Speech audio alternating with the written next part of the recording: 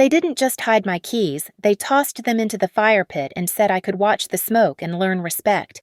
The flames licked the plastic fob until it melted into black tar. My brother smirked from across the yard. "Title's in my name anyway," he said, not knowing I had a paper trail that could bury him. By the time they wheeled my truck onto the lot for their family sale, I'd already wired the sting, logged every message, and put the county clerk on speaker. They thought they were selling my truck. They were really selling themselves out. My name is Harper Lane, and I learned that Sunday afternoon that family can burn you worse than molten steel. The backyard of my parents' house in Briar Oaks smelled like charcoal and gasoline from the lawnmower Dad never cleaned.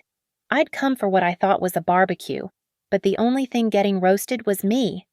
Mom stood by the fire pit, her church dress still pressed despite the heat, holding my truck keys like she'd won them at bingo.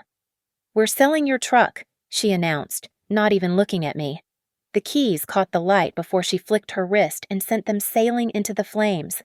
I watched the plastic fob bubble and curl, the Chevy logo warping into nothing.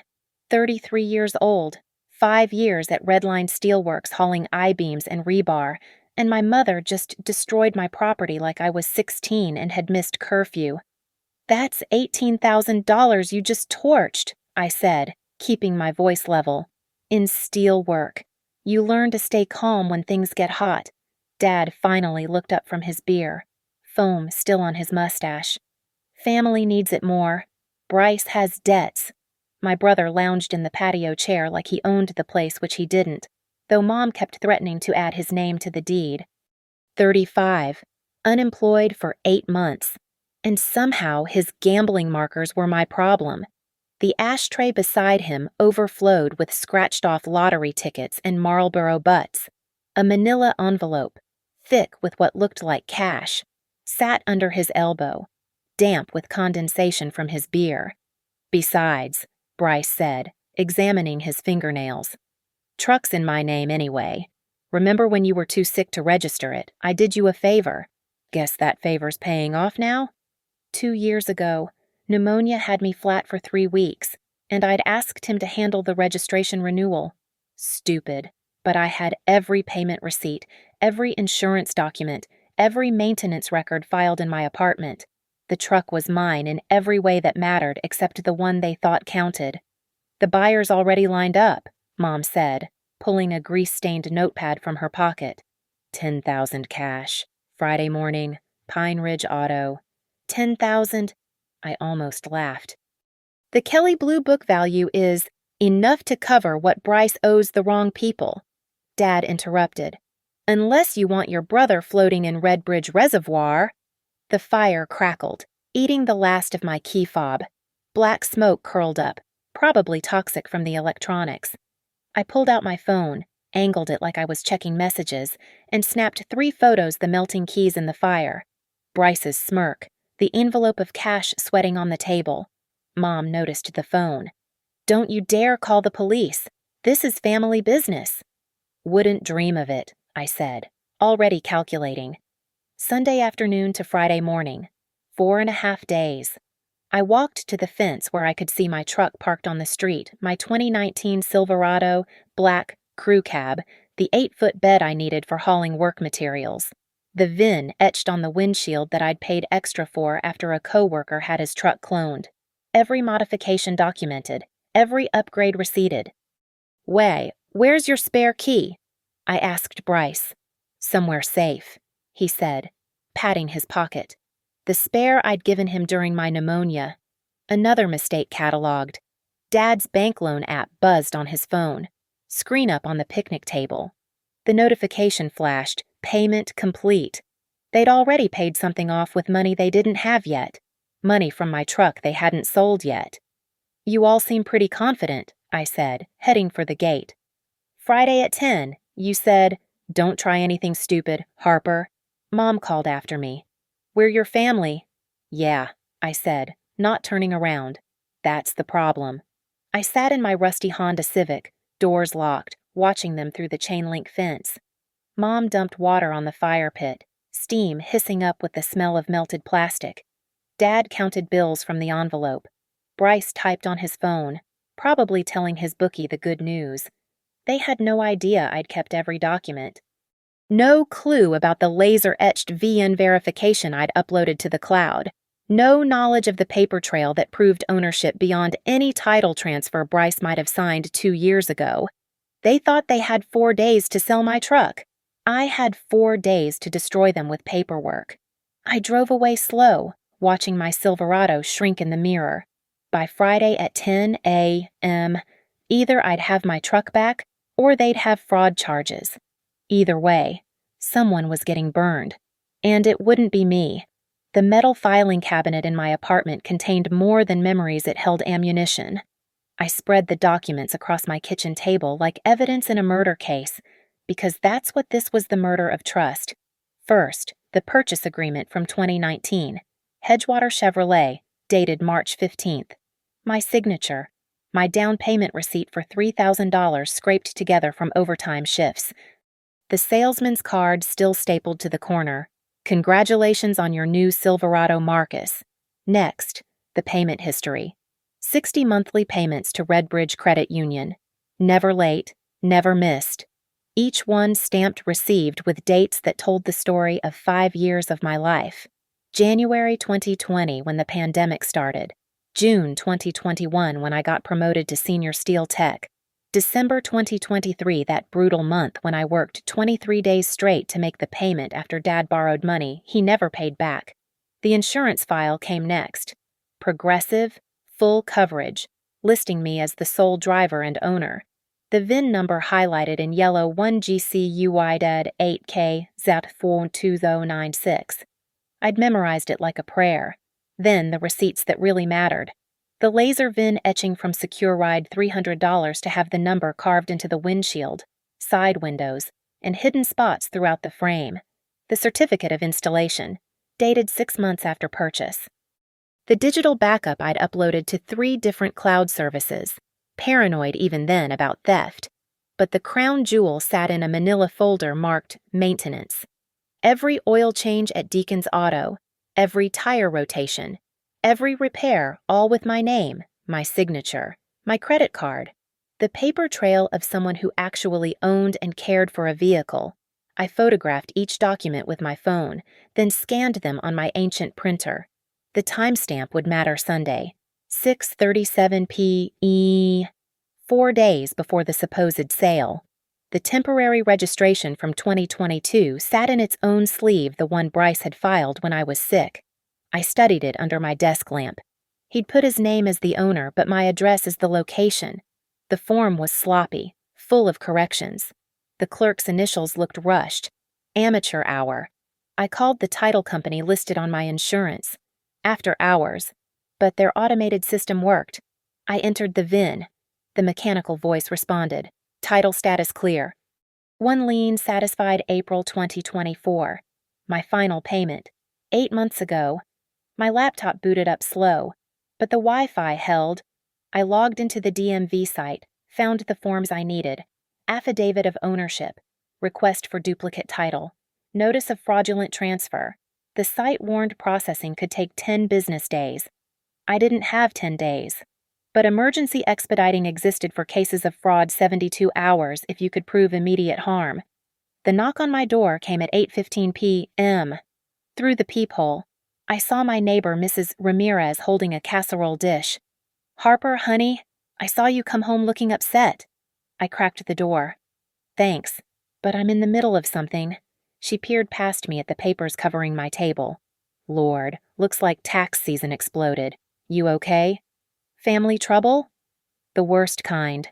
She handed me the dish anyway. Enchiladas. Don't let them win, whatever it is. After she left, I found the business card I'd kept from a consultation 2 years back. Pine Street Legal Aid.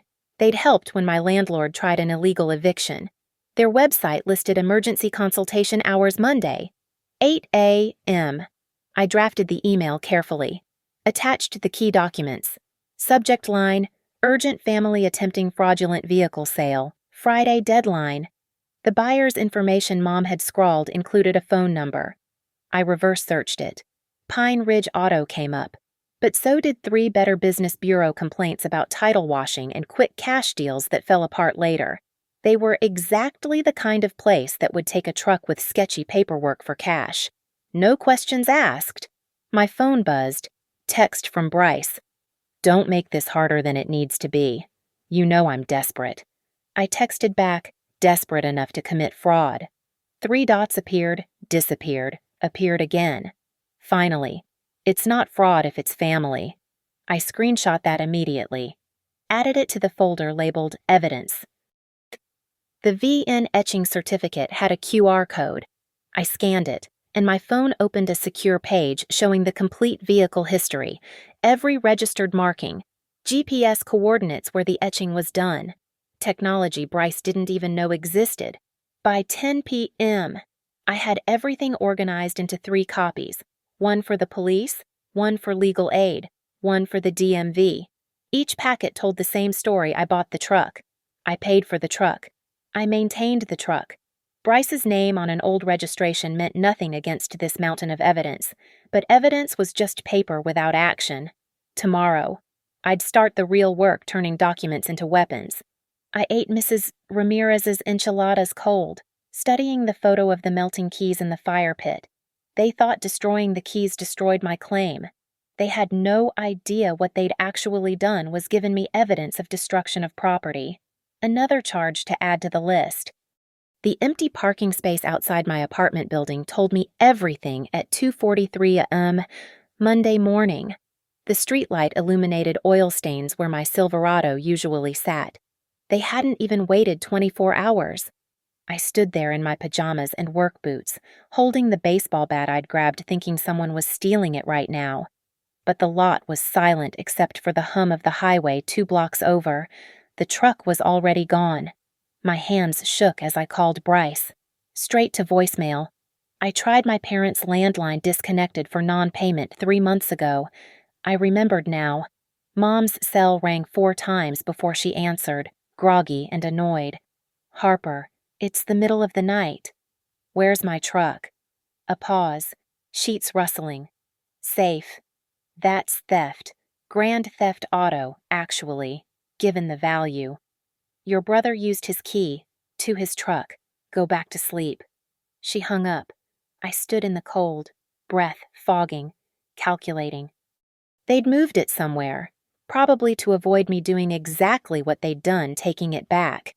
I went inside, got dressed properly, and drove my Civic through Briar Oaks like a patrol car.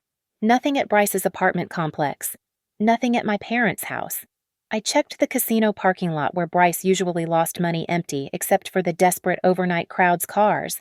At 6 a.m., I sat outside the police station, waiting for the day shift. The desk sergeant, a woman named Kowalski, took my report with professional detachment. "So, your brother has keys and his name on the registration. Old registration, from 2022. I have all the ownership documents." I pushed my folder across the desk. She flipped through, whistled low. "This is thorough, but if his name's on any official paperwork and he had keys, that you can prove he had permission to possess," another voice said. A detective had wandered over, coffee in hand. "Domestic property disputes are civil matters unless we can prove criminal intent. They're selling it Friday, without my permission. Get a lawyer. File an injunction." He handed my folder back. "Best I can do is file a report for disputed ownership. Might help your civil case. Report number 2024-113847. I photographed it in the parking lot. The DMV opened at 8. I was first in line. The clerk, a middle-aged man with kind eyes, listened to my story while typing. VIN ending in 2096. He squinted at his screen. Shows titled to Bryce Lane as of 2022. My stomach dropped. That was temporary registration. I have all the payment records. Oh, wait. He clicked something. There's a second entry. Harper Lane, original purchaser. Lien satisfied 2024. Looks like someone messed up the database. More clicking. I can flag this VIN for administrative review. No transfers possible until resolved. How long? I'm putting it as urgent fraud investigation. His fingers flew over the keyboard. 72 hours minimum. But I can lock it now. Anyone tries to transfer this VIN, the system will reject it. The flag confirmation printed out at 8:27 a.m. Document number RBDMV 2024, flag 8847. My first real victory. Pine Street Legal Aid occupied a cramped office above a laundromat. The emergency consultant, Janet Chin.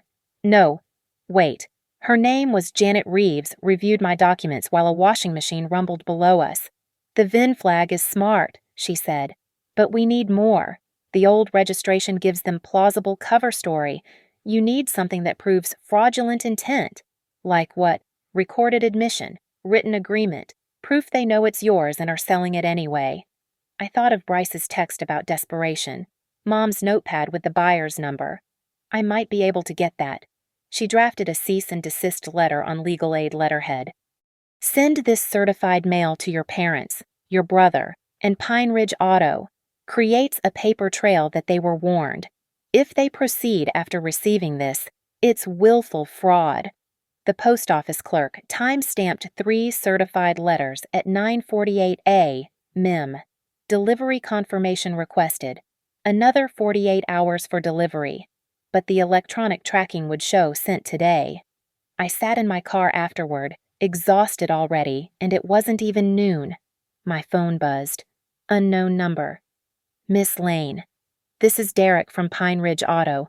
Your brother was here about selling a 2019 Silverado. My pulse jumped. Yes. We ran the VIN for our prep work. Systems showing a fraud flag. We can't proceed with any sale until that's cleared. Just wanted to let you know we're not touching this until the legal stuff's sorted. Thank you for calling.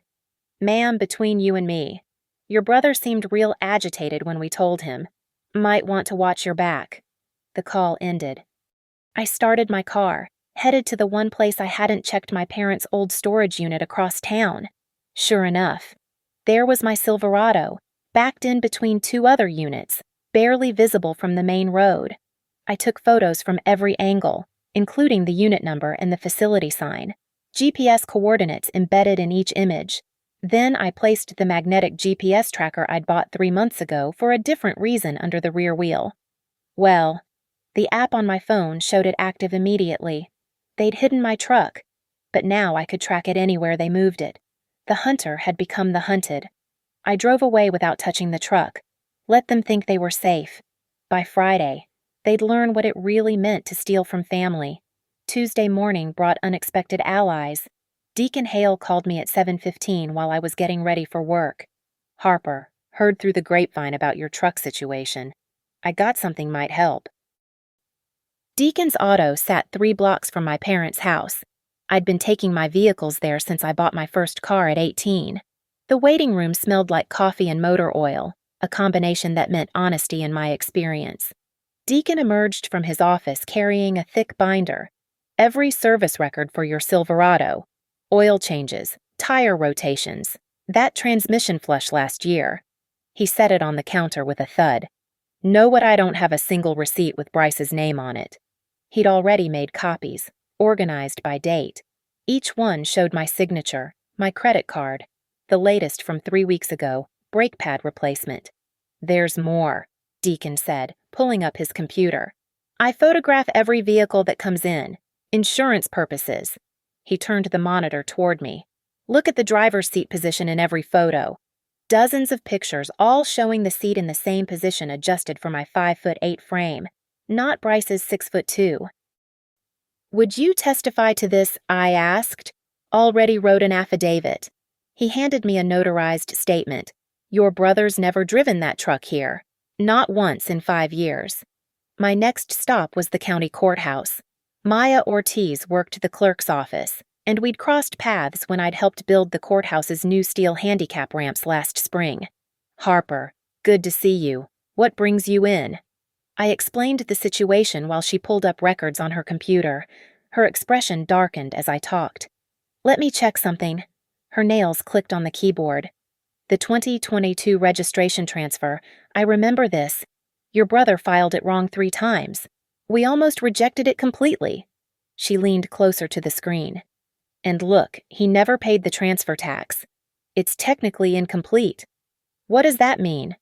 Means the transfer might be voidable. Let me print this out. The printer churned out page after page. Transaction history, incomplete status, notes from the clerk who processed it mentioning discrepancies. She stamped each page with the county seal. File a statement of ownership interest. I'll fast-track it emergency circumstances and all. If approved, it supersedes any incomplete transfer. The form was complex, but Maya walked me through it. We attached Deacon's records, my purchase documents, the payment history. I'll push this to Judge Harrison. She hates fraud, especially family fraud. Her own brother tried to steal her inheritance once. At Pine Street Legal Aid, Janet Reeves had news. Pine Ridge Auto got the cease and desist. They called me directly, said they're backing out completely. Your brother's going to need a new buyer. He'll find one. He's desperate. Then we make sure any buyer knows they're purchasing stolen goods. She'd prepared more letters, these addressed to every used car dealer in a 50-mile radius. Mass mailing. Warning them about VIN 1GCUY-8K-ZOW2096. Anyone who touches it after receiving this assumes liability. My phone buzzed. Taryn, my coworker from Redline Steelworks. Harper, you at lunch. Got an idea about your situation. We met at the diner near the steel yard. Taryn was built like a linebacker but had a mind for details. Here's what I'm thinking, he said, sliding his phone across the table. I call your brother, pretend to be a buyer, get him talking, record everything. That's legal. Redbridge is a one-party consent state. Only one person in the conversation needs to know it's being recorded. That would be me. We scripted it out on napkins. Taryn would claim he'd heard through mutual connections about a truck for sale, offer more than Pine Ridge's $10,000 to get Bryce excited.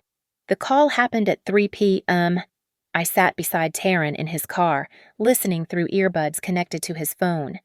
Yeah, I got a 2019 Silverado. Bryce's voice came through clear. Clean title, no accidents. Whose name is on the title? Taryn asked. Mine. Been mine for years.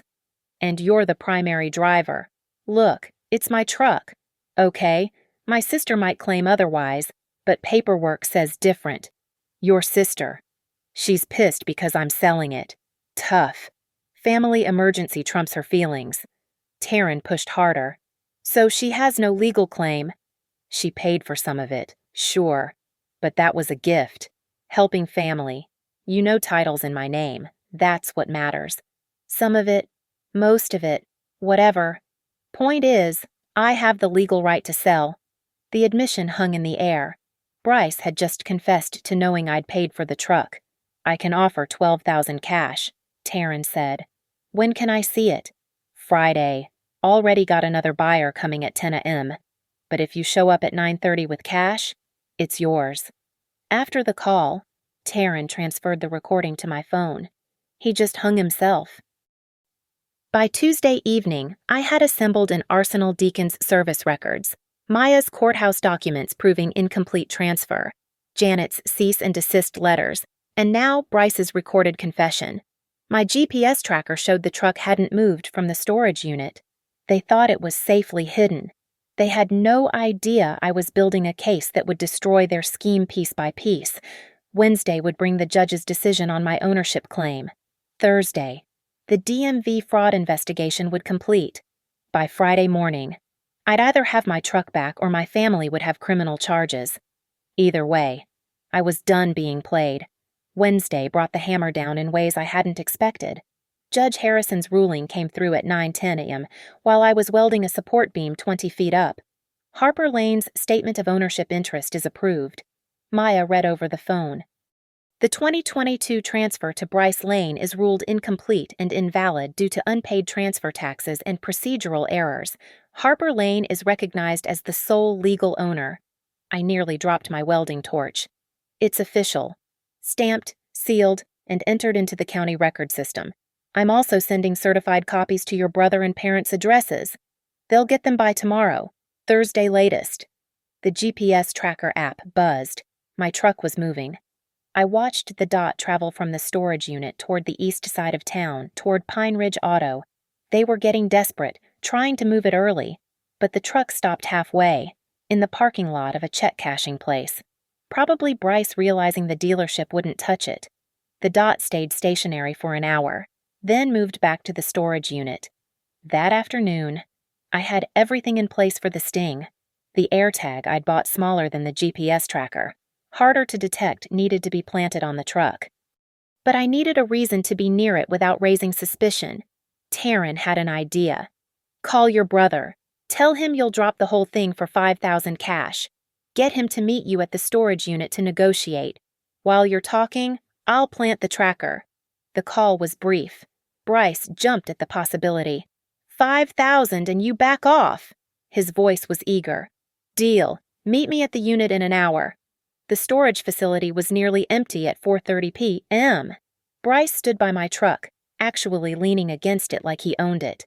The arrogance made my jaw clench. You came to your senses, he said as I approached.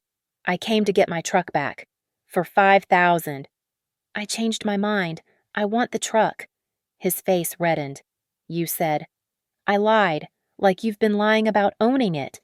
While we argued, Taryn slipped between the units behind us. The magnetic click of the AirTag attaching under the rear bumper was barely audible. He texted me a thumbs up. You're going to regret this. Bryce spat. Mom and Dad need this money. You're being selfish. Selfish. I pulled out my phone, hit record openly. Say that again. Tell me how I'm selfish for not letting you steal my truck. He stepped back. I'm not saying anything else without what a lawyer, good idea. You'll need one. I left him there, furious and sputtering. The AirTag showed active on my phone, a second layer of tracking they'd never find. Thursday morning, Maya called again. The DMV fraud investigation just posted their finding. Your VIN is locked with you as sole owner. Any attempt to transfer will trigger an automatic law enforcement referral. So if they try to sell it tomorrow, the system will flag it as attempted fraud and notify the sheriff's department immediately. I forwarded this information to Janet at Legal Aid, who prepared one final document, a formal notice to the Redbridge County Sheriff about the planned fraudulent sale at Pine Ridge Auto, 10 a.m. Friday. I'll file this at 4:59 p.m. today, she said. Right before they close. The sheriff will have it first thing Friday morning. My phone rang. Mom. Harper, we got some legal papers. What did you do? Protected my property. Your brother needs this money. They're threatening to hurt him. Then he should have thought of that before gambling money he didn't have. Family helps family. Family doesn't steal from family. She hung up. 5 minutes later, Dad called. Your mother is crying. She burned my keys. That truck is causing all this trouble. Just let it go. Show up at Pine Ridge Auto tomorrow morning. Dad, watch what happens when you try to sell property that isn't yours. Thursday evening, I assembled my final pieces. The recording device, fully charged, copies of every document in a manila folder, the sheriff's report confirmation, the phone numbers for both the sheriff and the dealership saved for quick access. The GPS tracker showed my truck moving again at 8 p.m., this time to a different storage unit, probably thinking I'd found the first one.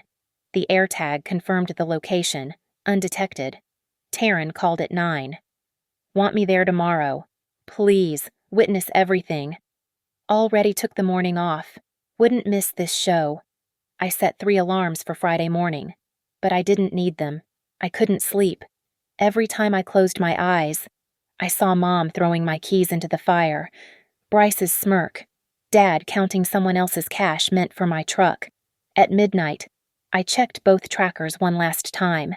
The truck hadn't moved. They were waiting for morning, for their 10 o'clock appointment at Pine Ridge Auto. They had no idea the DMV had locked the title, no clue the sheriff had been notified. No concept that every word Bryce said was recorded, every document copied, every move tracked. I'd spent 4 days building a trap made of paperwork and procedures. Tomorrow at 10 a.m., it would snap shut. The hunter was ready. The prey just didn't know it yet. Friday morning arrived cold and gray, the kind of November day that makes steel brittle. I reached Pine Ridge Auto at 9:15, parking my Civic where I could see the entire lot. The dealership's LED sign flashed, "We buy trucks cash today," in aggressive red letters. Taryn pulled up beside me at 9:25. "They here yet?" "On their way?" I showed him my phone. Both trackers showed the truck moving toward us, 5 minutes out. The lot smelled like tire rubber and the soap from the adjoining car wash, where foam still clung to a sedan's windshield. Morning dew made everything slick. I positioned myself behind a row of used cars, folder in hand, recorder in my pocket. At 9:32, my Silverado rolled into the lot. Bryce driving, Mom in the passenger seat, Dad following in their rusty Corolla. They parked near the main office, and I watched Bryce wipe his palms on his jeans before getting out. Mom stood apart, arms crossed, looking everywhere but at the truck. Dad lingered by their car, checking his phone repeatedly. The envelope of cash from Sunday was nowhere in sight, probably already spent on whatever debt they'd prioritized over family loyalty. A salesman emerged from the office, clipboard ready, fake smile plastered on. "Mr. Lane here about the Silverado." "That's right," Bryce said, his voice carrying across the lot. "Ready to deal?" They walked around the truck. The salesman kicked the tires, checked the bed, made a show of inspecting everything. He pulled out a handheld scanner. "Let me just run the VIN for our system," he said, aiming at the windshield. The scanner beeped. The salesman frowned, tried again. Another beep. He looked at his device, then up at Bryce. "Sir, I'm showing a fraud flag on this VIN. System says ownership disputed. Do not process." "That's a mistake," Bryce said quickly. "Computer error." "Maybe, but I can't override it. Let me call my manager." This was my cue. I stepped out from behind the cars, walking steady and calm toward them. Taryn flanked me from the other side. "It's not a mistake," I called out. Mom saw me first. Her face went white. "Harper, don't do this." "Already done." I set my folder on the truck's hood, pulled out the documents. Judge Harrison's ruling, DMV fraud investigation findings, county ownership verification. I spread them out like playing cards. Every single one says this truck belongs to Harper Lane, not Bryce. The salesman backed away. "We're not getting involved in family disputes." "It's not a dispute," I said, hitting record on my phone openly. "It's attempted fraud." I played Taryn's recording, Bryce's voice filling the lot. She paid for most of it.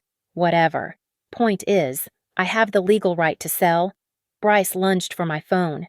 Taryn stepped between us. "You recorded me." Bryce's face was purple now. "One-party consent state," I said. "Completely legal. Unlike what you're doing." Mom found her voice. "Harper, please. Your brother owes dangerous people. Then he should sell something that's actually his."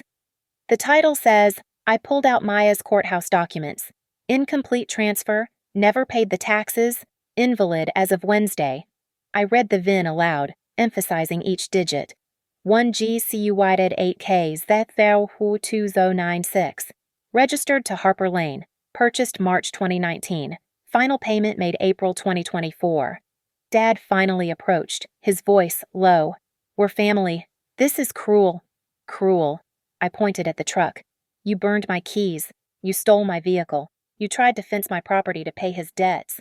I pulled out Deacon's service records. 5 years of maintenance. "All in my name. Every single one." The salesman was already on his phone, probably calling security or management. Good. More witnesses. "The sheriff's been notified," I continued. "They have a report about this exact sale, this exact time, this exact location." As if on cue, a county sheriff's cruiser pulled into the lot.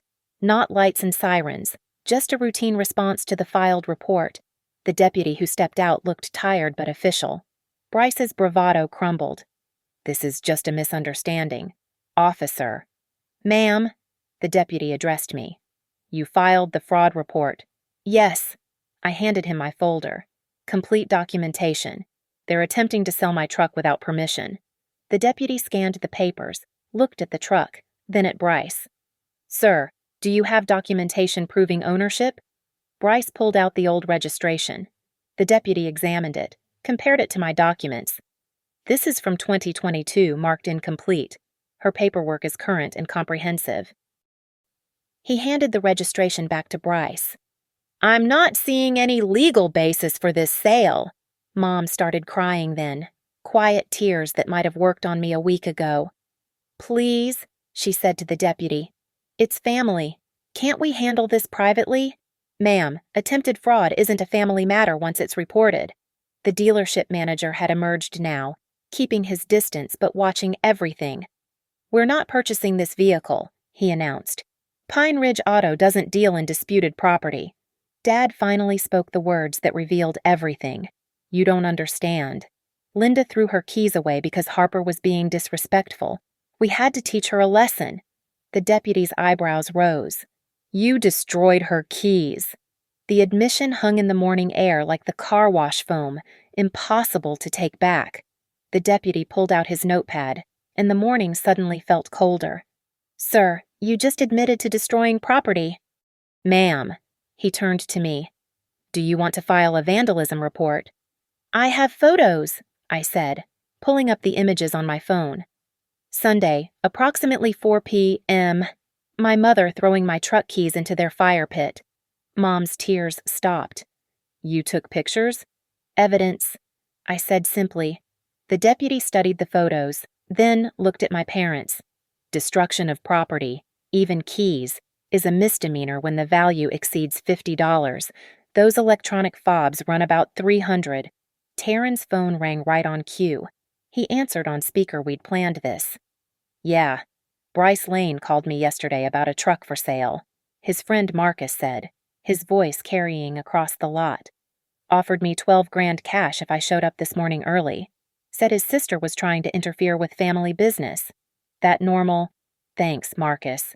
Taryn said, the sheriff's here now. I'll tell him. Bryce's face had gone from purple to gray. That was private. That was conspiracy to defraud, the deputy corrected. Multiple attempts to sell property you don't own, even after being notified of disputed ownership. He looked at his notes. The fraud flag was posted when, Monday morning, I said. DMV locked the VIN. Anyone who tried to process it would see the warning. The dealership manager stepped forward. We ran it Wednesday when they called to confirm. System rejected it immediately. We told them we couldn't proceed. But you still came today, the deputy asked Bryce. I figured it would clear up. Or you thought you'd find someone who'd take cash without checking, the deputy said. That's intent to circumvent the system. Maya's voice suddenly came from my phone. I'd called her when I saw the sheriff arrive, kept the line open. Officer, this is Maya Ortiz from the county clerk's office. I can confirm all documentation was properly filed. The courthouse has records of the incomplete transfer from 2022, the fraudulent attempt to claim ownership, and Judge Harrison's ruling. Would you like the case numbers? The deputy took the numbers down. The net was tightening with every word. Here's what's going to happen, the deputy said.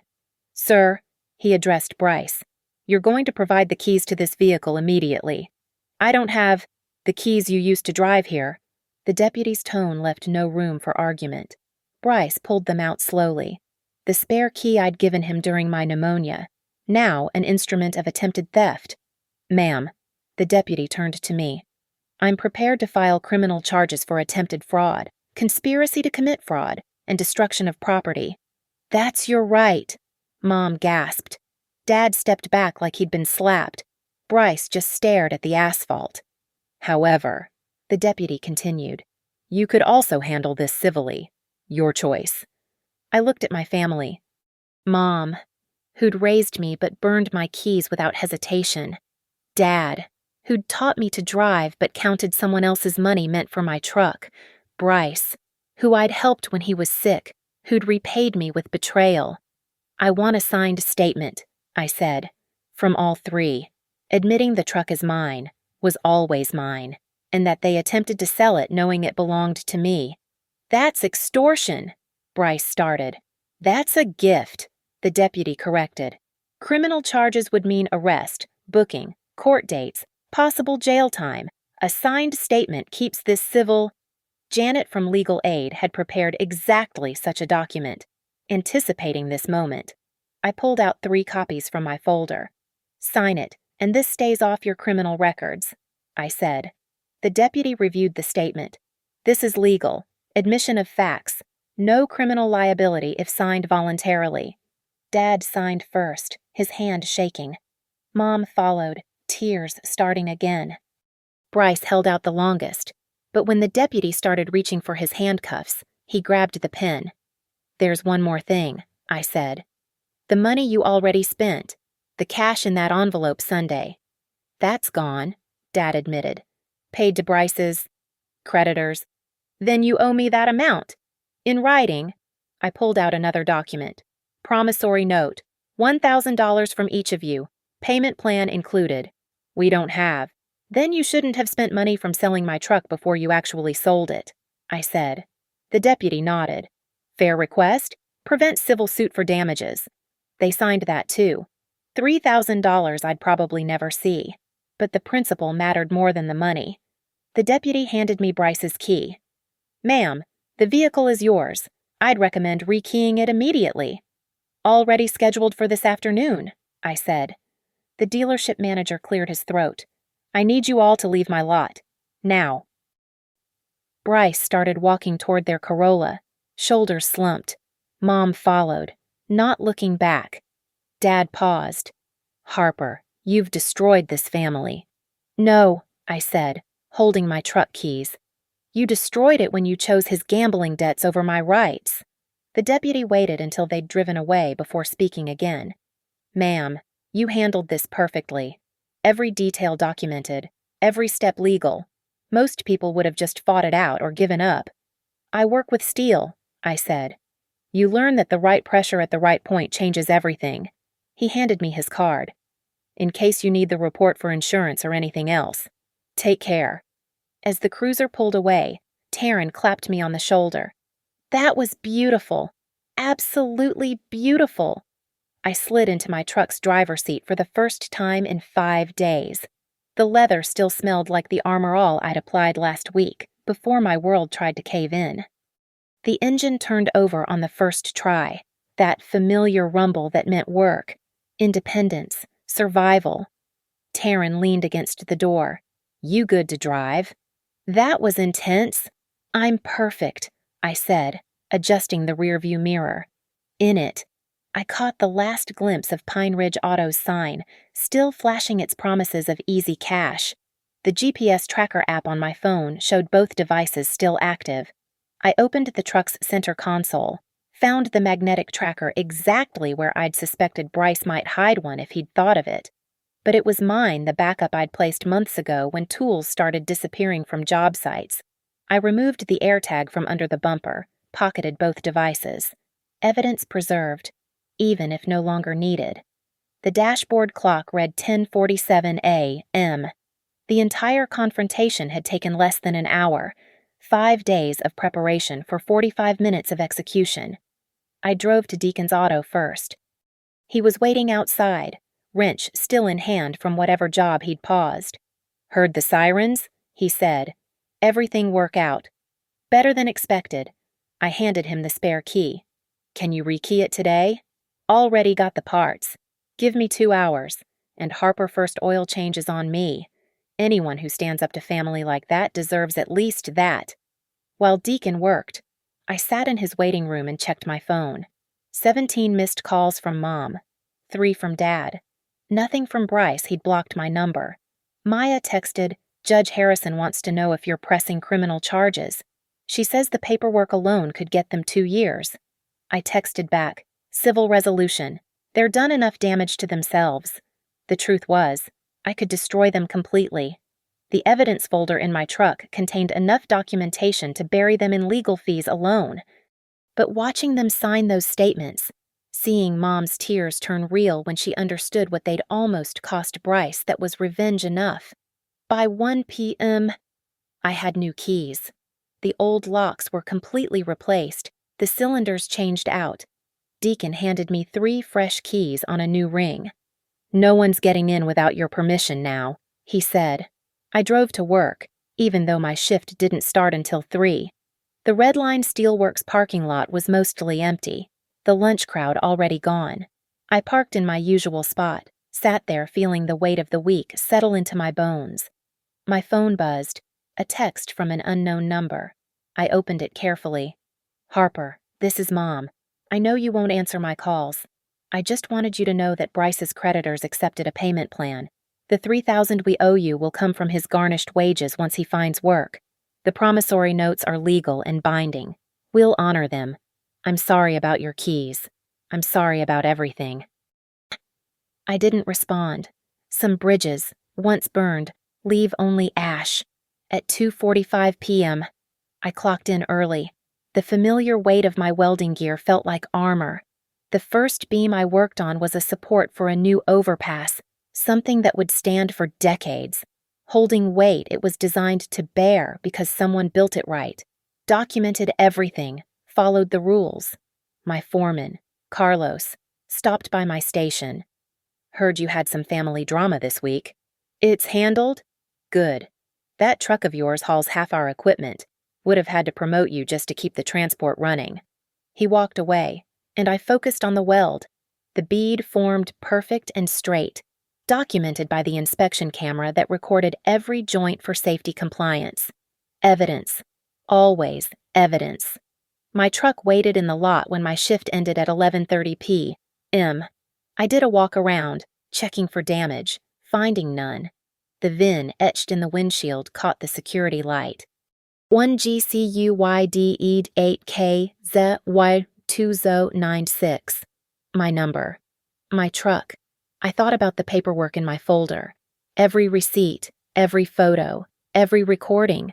My parents thought they were teaching me about respect. Instead, they taught me about documentation, about protecting yourself, especially from those who claim to love you. The drive home was quiet. No calls, no texts, no family drama. Just me, my truck, and the open road. In the cup holder, the new keys gleamed under the streetlights. 3 of them. All mine.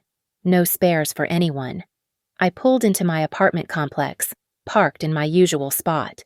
The space that had been empty Monday morning was filled again. Order restored through proper channels and paper trails. Inside my apartment, I filed the folder in my metal cabinet, under T for truck. Subcategory, attempted theft resolved. Everything in its place. Everything documented. The promissory notes went into a separate folder marked Debts Probably Uncollectible. $3,000 I'd likely never see. But that wasn't the point. The point was the paper trail, the admission, the proof that even family could be held accountable. I opened a beer, sat at my kitchen table where this all started Sunday night with spread documents and rage. Now there was just satisfaction. Clean, documented, legal satisfaction. My phone showed one final notification. The DMV fraud flag had been removed. Ownership officially confirmed to Harper Lane only. The system updated, the record clean. I raised my beer to the empty room. Here's to paper trails, I said to no one. Outside, my truck sat under the streetlight. Tomorrow, I'd drive it to work like nothing happened, but everything had happened, and I had the documents to prove it.